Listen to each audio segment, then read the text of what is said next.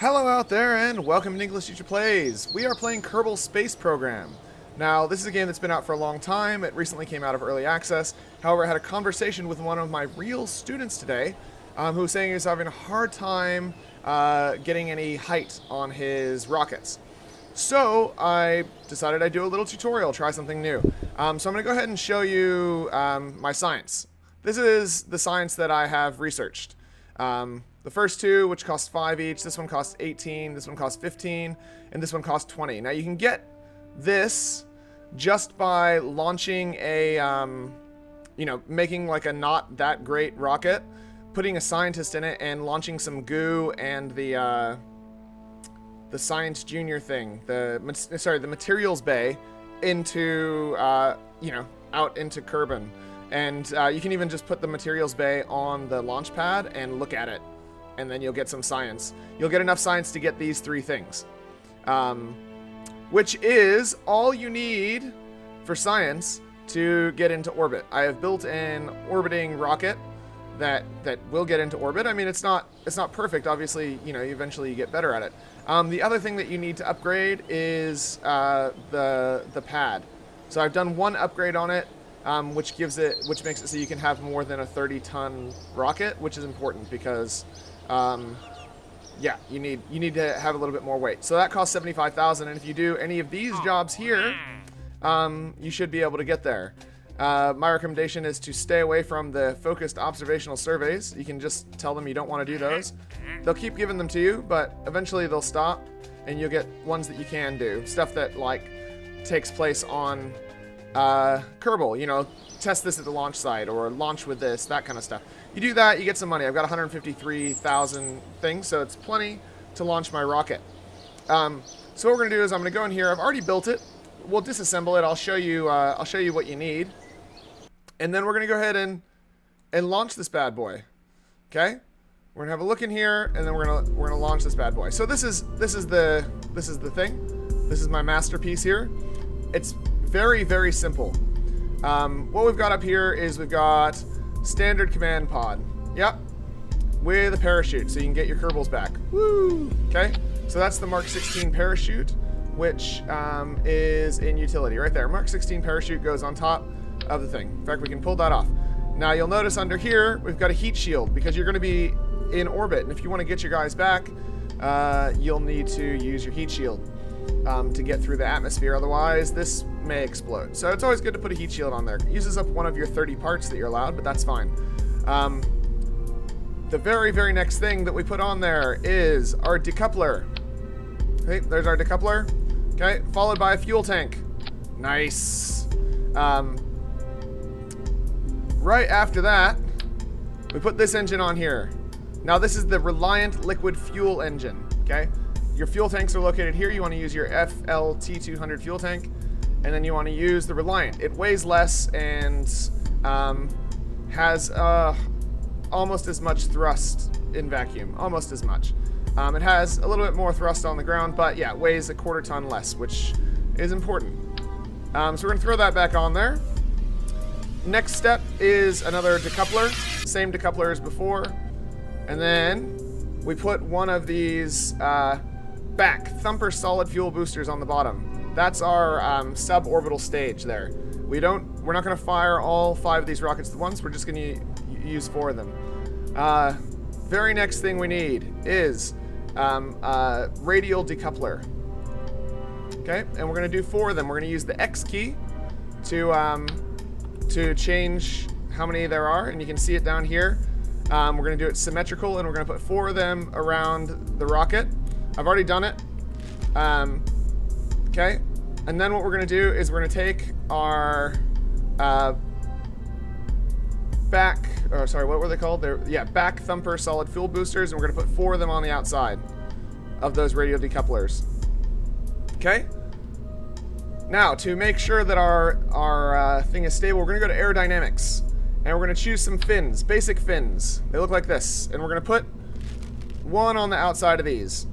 Okay, and that will keep our rocket stable as we're exiting the atmosphere, because this accelerates quite a lot, and we face a lot of air resistance. And then we're going to put aerodynamic cones on the top of our little ship. As you can see, they just go on the top. Yep, and the fins go on the bottom. I'm not moving them because I have tested this. It gets into orbit, but I don't want to, like, you know, minutely move something and have it then not work. So as you can see, these are pretty much flush. And our staging is these 4 rockets, and then we blast that off. Probably want those to go at the same time. We want them to blast off and have that launch at the same time. After our suborbital stage, we'll be nearly in orbit, and we'll break off the last back thumper, and then we'll have our orbital stage, which is our liquid fuel booster, which gives us a lot more control over how much thrust we're applying, which is important. Then we can break that off once it's done, and then we have our parachute stage. Now, when I did get it into orbit before, I got it into orbit with only a little bit of fuel left. I'm not sure if I could have deorbited if I wanted to. My lower, I can never say it, apophysis, was at about 70,000 meters, which I don't think would automatically deorbit. I think I might have been able to deorbit it, but we're going to try and do a little bit better this time. That was a little bit of a piloting error. So I'm going to take you through launching this thing and getting it into orbit. It is the aptly named Orbit Getter. You're going to want to make sure that you have a pilot. Usually that's Jebediah, because he provides a stability assist, which is essential, especially when you're trying to do stuff early on.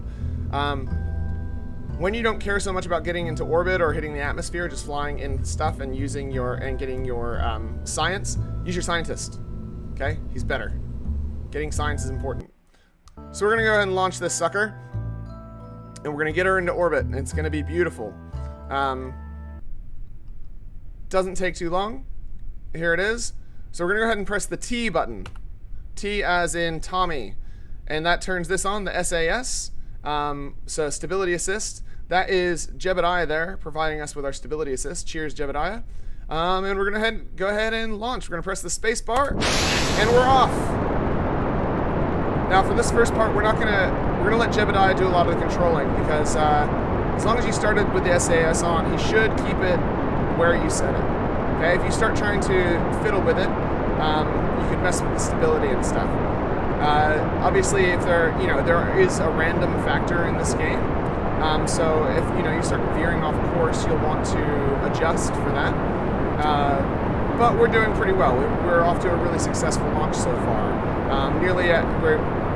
As you can see, all the air coming off us. That's why we have the aerodynamics. It's starting to get hot now, but we're nearly out of fuel for that. Once we burn all that fuel away, we're going to switch to our suborbital stage, and it's going to tilt to the right. That's tilting on its own, so you want to make sure you keep control of that, although we do want to go 90. Whenever you're trying to get into orbit, going 90 is generally better than other directions, because that is the way that the planets and things orbit around, so you'll get into nicer orbits. It's not going to matter so much here. We could orbit any direction. But 90 is, when you're trying to get to the moon and stuff, you want to go 90. Unless you're shooting straight at the moon, and then you want to go the opposite way at 270. But 90 will take us around the center of the planet. We're going to tilt a little bit more, because last time I had that's what I was struggling with, was getting enough boost. Alright, so now we are at 85,000, 88,000, and still climbing, and we're going pretty fast. We're going to go here to the orbit map. We're going to have a look at our thing. Yeah, we probably could have turned a lot more towards the 90. As you can see, our apophysis is 577,000 meters. That's the top of the hill, so to speak. So we're going to decelerate all the way till we get up here, and then accelerate all the way down. So we probably could have done a little bit more control, turning it that way, and probably could have gotten into orbit a lot better. Piloting issues rather than anything else. However, I do think we've done a pretty good job of keeping it even. You can see that we're pretty even with the orbit of the moon, etc. So what we're going to do is we're going to speed up till we get to the top here, because we want to get into orbit. And if we burn our fuel here, we're sort of wasting it. I mean, we could continue climbing. There's the moon. It's at about 11 million miles. 11 million meters, sorry. But what we want to do is get into orbit. So we're going to go ahead and do that. Just going to go speed up. Be careful with the speeding up, because it could cause problems. Now, because we haven't updated the astronaut complex and stuff, you can't we can't do any like crew report, or we can't do any EVAs because we don't have the ability to. However, we can do a crew report, and we'll get 7 science out of that. If I was trying to do science with this, I would have taken some goo and stuff like that, but I was just trying to get you guys into orbit, so that's what we're doing. We're nearly at the top of this thing. Generally, when you're trying to get into orbit, it's better to steer from this point rather than the other point. Now, you don't have to have your engines on in order to steer, because there are like gyros inside of the capsule that will steer. Now, if you don't have any power, then you won't be able to steer. Good news is using a liquid fuel thing or any kind of fuel thing will provide power. So we're gonna go ahead and blow off our other stage, and we're gonna go and we're gonna start up our last one. We've got a little thing here. Yep. So if we come out here, you can see the orbit is slowly getting wider. Here's our fuel, slowly going down.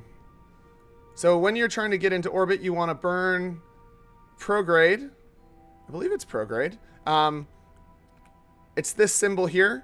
You want to burn at that to make the orbit wider. If you burn the other way, you make the orbit smaller, and that's the one with the X, which once we're into orbit, I'll show you, because I'm going to try and deorbit this thing.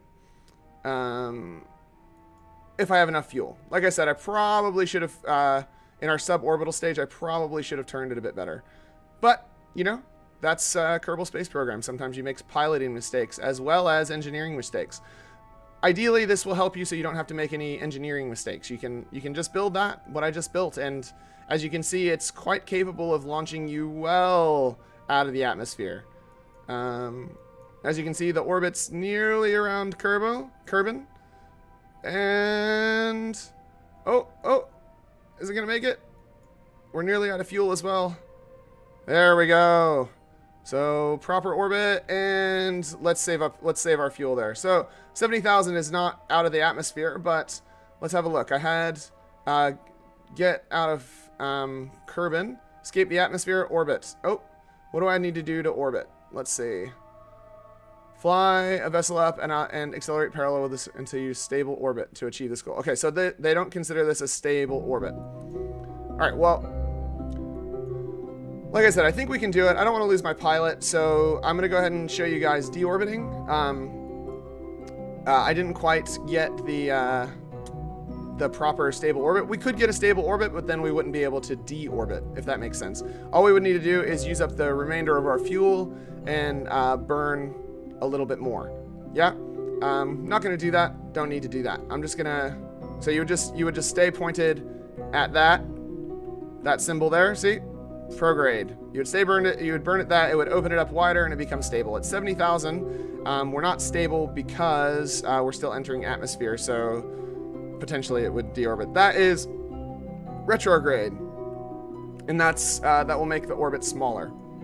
Okay, so what we're gonna do is we're gonna go ahead and accelerate till we get towards where we're actually entering the atmosphere. Now this is different. We don't want to skip off the atmosphere, but we also don't want to come screaming in. I probably should have done this a little bit differently, but that's fine. We're gonna go ahead and burn here, and reduce our parapsis until it's headed into the planet. There we go. Cool. So now that should change, because as we get closer to the planet, we're gonna start hitting the atmosphere. We're gonna want to bust off our we might as well. We're gonna want to bust off our engine so it doesn't explode. Coming in. There we go. We've used up the last of our fuel. We'll go into the staging. See, now we're in the dark and it's very hard to see. Eventually you do get lights. So we're gonna blow that off. And as you can see, we're gonna be making use of our heat shield. Now we can control our ship. But as you can see, it uses electric charge. Okay, so we don't want to use all electric charge, because we're going to need to keep the bottom of this thing pointed at the atmosphere. So we're going to go ahead and we're at 326. We're going to go ahead and speed up. You don't want to go too fast, because I think more Kerbal ships have been lost to someone using the time dilation function than anything else. Speeding up.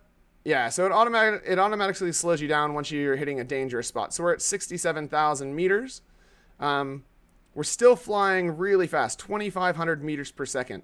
Not sure if you guys realize how fast that is. That is screaming. But that's how fast is required to orbit the planet without getting pulled in.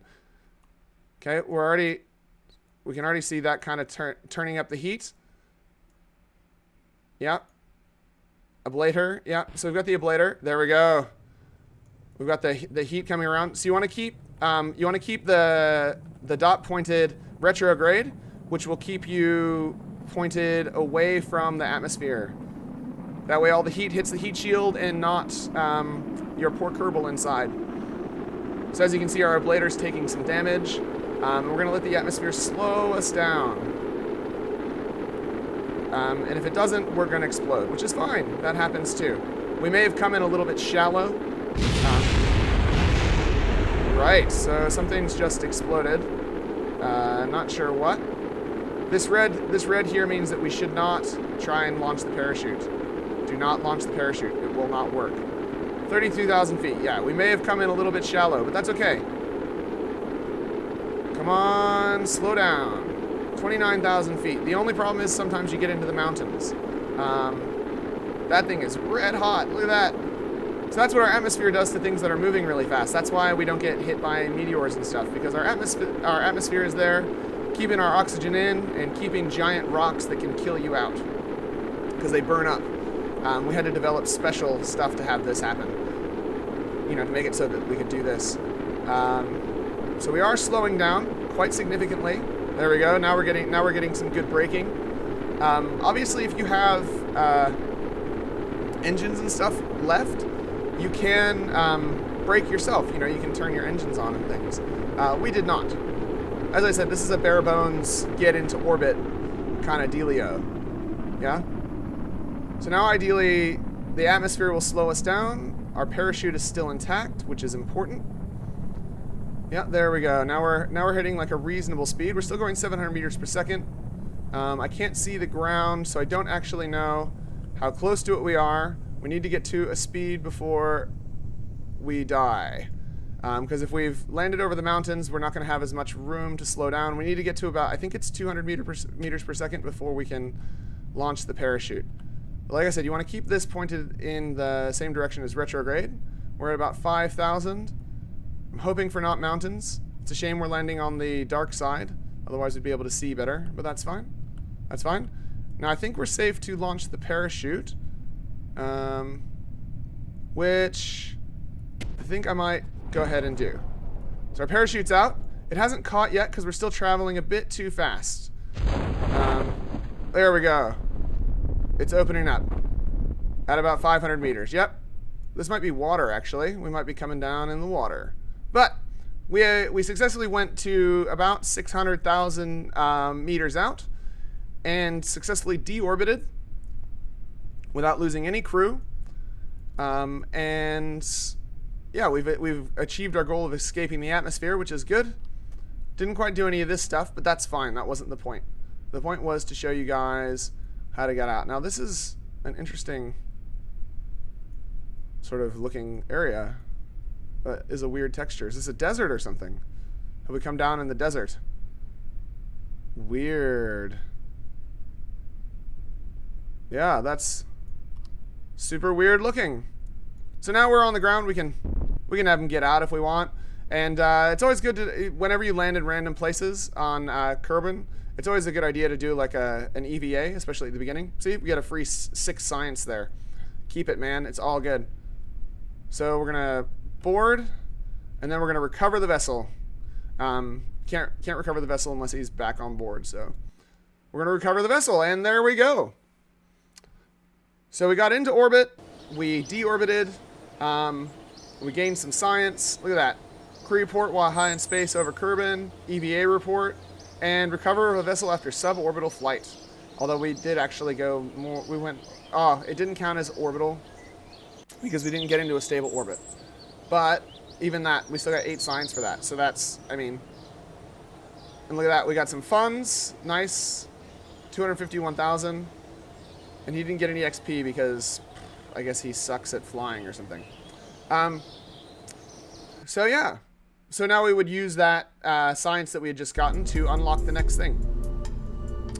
But that's the orbit getter. It's totally doable with early parts. No problems whatsoever.